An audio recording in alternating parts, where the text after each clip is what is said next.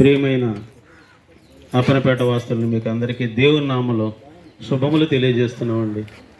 సృష్టికర్త అయిన దేవుడు మీరు ఎక్కడికి వెళితే అక్కడ వారికి శుభములు తెలియజేయండి. ఆయన ఇచ్చిన మాటను బట్టి మీకు అందరికీ కూడా శుభములు తెలియజేస్తున్నాం. సృష్టికర్త అయిన దేవుడు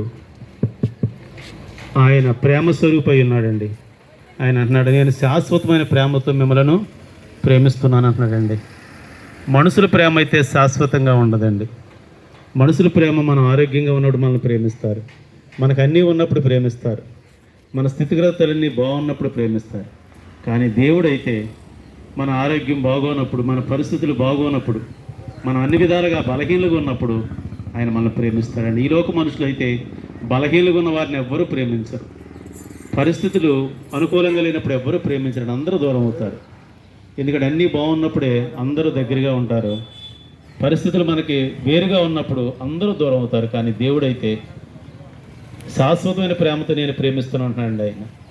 ఆయన ఈ లోకానికి వచ్చినప్పుడు అంటున్నాడు, ఆరోగ్యం గల వారికి వైద్యుడు అక్కర్లేదు కదా, రోగం ఉన్నవాడికి కదా వైద్యుడు అని అంటున్నారు ఆయన. అవునండి, ఆరోగ్యం బాగున్న వారికి వైద్యుడు అక్కర్లేదు. అలాగే దేవుడు కూడా అంటున్నాడు, నేను పాపులనే పిలువచ్చింది కానీ నీతిమంతులు పిలువ రాలేదు అంటున్నాడు ఆయన. ఎవరు పాపులు, ఎవరు నీతిమంతులు అంటే ఈ లోకంలో ఒక్కడు కూడా నీతిమంతుడు లేడని లేఖనాలు తెలియజేస్తున్నాయండి. ఎందుకంటే ఈ లోకంలో పుట్టిన ప్రతి ఒక్కడు కూడా దేవునికి దూరమై ఉన్నారని లేఖనాలు తెలియజేస్తున్నాయి. దేవుడు చెప్పిన మాట వినకుండా ఎవరిష్టానుసారంగా వారు చేస్తున్నారని పరిశుద్ధ లేఖనాలు తెలియజేస్తున్నాయండి. దేవుడి మాట వినకపోవటమే పాపం, వేరే పాపం ఏం చేయక్కర్లేదు. అయితే సృష్టికర్త అయిన దేవుడు శాశ్వతమైన ప్రేమతో నేను మిమ్మల్ని ప్రేమిస్తున్నానండి. ఆయన ప్రేమతో పిలుస్తున్నాడు. ఆయన దగ్గరకు వచ్చి ఒక కుష్ఠరోగి అంటున్నాడు, ప్రభువా నీకు ఇష్టమైతే నన్ను శుద్ధినిగా చేయగలవు అని అడిగాడు. వెంటనే నాకు ఇష్టమే అన్నాడు. మనమైతే కుష్ఠరోగిని ముట్టుకోం, అసలు ఆరోగ్యం బాగోని వ్యక్తి దగ్గరికి వెళ్ళడానికి మనం ఇష్టపడం. కానీ ఆయన దేవుడు కనుక ఆ కుష్ఠరోగిని ముట్టి నాకు ఇష్టమే నీవు శుద్ధుడు కమ్మన్నాడండి. ఆయన దగ్గరికి అనేక మంది రోగులు తీసుకొచ్చారు. ఆ రోగులు ఆయన కనికరపడి వారిలో ప్రతి ఒక్కరి వ్యాధిని తొలగించి వారిని బాగు చేసేటండి. ఈ లోకంలో మందులు ఉన్నాయి, అయితే కొన్ని వ్యాధులు మందులకి తగ్గనే ఉన్నాయండి. డాక్టర్ తిరిగితే అంటాడు, మేము చేయవలసింది మేము చేస్తాం, ఆ తర్వాత దేవుని దయ అంటారండి. ఎందుకంటే ఈ లోకంలో మనకి ఆ వ్యాధులు తగ్గాలన్నా దేవుని దయ ఉండాలి. మనం చేసే పని వృద్ధిల్లాలన్నా దేవుని దయ ఉండాలండి. ఒక వ్యక్తి వ్యవసాయం చేస్తుంటే అది వర్ధిల్లాలంటే, అది పండాలంటే దేవుని దయ ఉండాలి. ఒక వ్యక్తి వ్యాపారం చేస్తుంటే ఆ వ్యాపారం కలిసి రావాలంటే దేవుని దయ లేకపోతే, అందుకనే మనుషుని కష్టం చేత ఎవరు ఎక్కువ చేసుకోలేరండి. దేవుని దయ మన అందరి మీద ఉంది, కానీ మనమే ఆయన దూరం పెడుతున్నాం. ఆయన ఏదో ఒక మతానికి సంబంధించిన వాడు అనుకుని, ఒక వర్గానికి సంబంధించిన వాడు, ఒక దేశానికి సంబంధించిన వాడని, మనకు సంబంధించిన వాడు కాదనుకుంటున్నాం. ఒకప్పుడు నేను కూడా అలాగే అనుకున్నానండి. కానీ ఈ సువార్త విన్న తర్వాత యేసుక్రీస్తు అందరికీ ప్రభు అని నాకు అర్థమైందండి.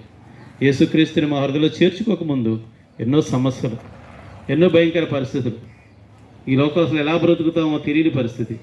కానీ ప్రభు యేసుక్రీస్తుని హృదయంలో చేర్చుకున్న తర్వాత ఎలా బ్రతకాలో ఆయన నేర్పించాడు, ప్రతి సమస్య నుంచి విడిపించాడు, నెమ్మదినిచ్చాడండి. మీకు కూడా అలాంటి నెమ్మదినిస్తాడు ఆయన. ఇక్కడ ఎవరు ఏ పరిస్థితుల్లో నాకు తెలియదండి, ఎవరి స్థితిలో నాకు తెలియదు, కానీ దేవుడికి తెలుసు. ఎందుకంటే ఆయన ప్రతి ఒక్కరిని ప్రేమిస్తున్నాడు. ఎంత పాపినైనా ప్రేమిస్తున్నాడండి, ఎలాంటి స్థితిలో ఉన్నా ప్రేమిస్తున్నాడు. ఎలాంటి మనమైతే మరి బాగున్న వారినే ప్రేమిస్తాం, బాగోలేని వారిని ప్రేమించలేం. ఒక వ్యక్తి బాగా తాగేసి వచ్చి దొలుతున్నాడు కూడా మనం ఆ వ్యక్తిని ప్రేమించలేం, వీడు తాగిపోతాడు అన్నాం. కానీ దేవుడైతే అలాంటి వాడిని కూడా ప్రేమిస్తున్నాడండి. ప్రతి ఒక్కరిని కనికరిస్తున్నాడు ఆయన.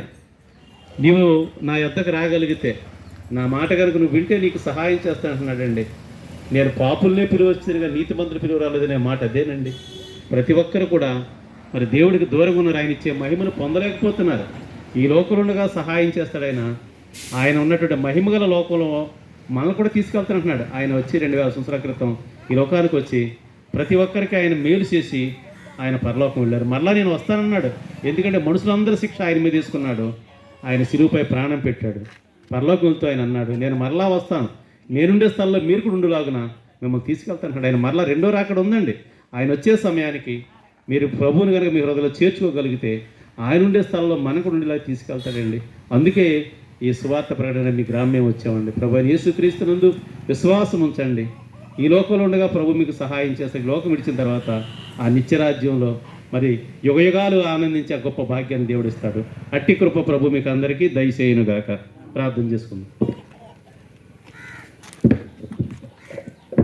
స్తోత్రం నాయన మహోన్నతుడా, పరిశుద్ధుడైన తండ్రి, నీ ఘనమైన నామానికి స్తోత్రాలు, స్తుతులు, వందనాలు. ఇదిగో ప్రభు చెప్పబడిన మాటల్లో తండ్రి ప్రేమ స్వరూపుడు అని తండ్రి, నీ ప్రేమ తటి ఎటువంటిదో నాయన తండ్రి నాయన వివరించి చెప్పి ఉండగా ఆ ప్రేమను ప్రభు కనబర్చి తండ్రి ప్రతి ఒక్కరమున ప్రభు అనేకులకు మాదిరిగా జీవించుటకు సహాయం చేయండి. అవును ప్రభు, కుష్ఠరోగిని ప్రభు ప్రేమించిన దేవుడు నాయన ఈ లోకంలో ఆత్మీయ కుష్ఠధనంతో తండ్రి నిజదేవుని ఎరక్క ప్రభు అటువంటి పరిస్థితుల్లో తండ్రి దుర్గంధమైన అపవిత్రమైన తండ్రి అవిధేయతమైన హృదయం పెట్టుకొని పైకి నాయన ప్రభు భక్తిపరులుగా నటిస్తూ ప్రభు పైకి భక్తిగా నాయన చేసేవారుగా నాయన తండ్రి ఎంతోమంది నాయన ప్రభు స్తోత్రం భక్తిలో మేము కొనసాగుతున్నామని పరిస్థితిలో ఉన్నవారు ఎంతోమంది ఉన్నారు తండ్రి. కానీ ప్రభా నిజ దేవుడు అని నిన్ను తెలుసుకుని నిజమైన భక్తితో నాయన విశ్వసించి వారు తండ్రి నాయన తండ్రి కలవరపడి నీ లేఖనం చలవిస్తుండగా ప్రభా మాలోనే కానీ ఇతరులో కానీ ఎటువంటి ఆత్మీయస్థితిలోనే ప్రభా కుష్టితనం ఉంటాయి తండ్రి నాయన నువ్వు ముట్టి నాయన పరిశుద్ధుడిగా నాయన నీ పరలోక రాజ్యునిగా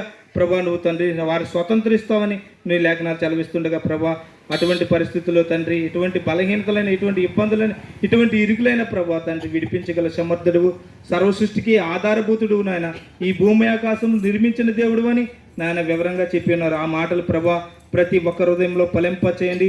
ఈ గ్రామాన్ని ప్రేమించి నువ్వు తండ్రి అనేక మార్లు ప్రభా నాయన తండ్రి నీ సువార్తను వెదజల్లుతున్న ప్రభా తోవ పక్కన పడిన విత్తనాల్లో కాకుండా రాతి మీద పడిన విత్తనాల్లో కాకుండా ప్రభా నీ వాక్యము మంచి నేల పడిన విత్తనాల్లో ప్రతి ఒక్కరు హృదయంలో ఫలింప చేయమని ప్రభా ప్రతి ఒక్కొక్కసారి తండ్రి చెప్పుచుండగా తండ్రి మాకు కాదులే అనుకోకుండా ప్రతి ఒక్కరూ ప్రభా ఈ మాటలు మా కోసమే అని ప్రభు వారి హృదయాల్లో తండ్రి అంగీకరించినట్లుగా నీవే కార్యం జరిగించి ప్రతి ఒక్కరిని రక్షించ ఈ గ్రామాన్ని కూడా దర్శించి నాయన ప్రభు ఈ గ్రామ పెద్దల అధికారులు ప్రజలందరినీ తండ్రి నాయన నీ మార్గంలో నడిపించుకోమని యేసుక్రీస్తు నామములో అడిగి వేడుచున్నాం తండ్రి.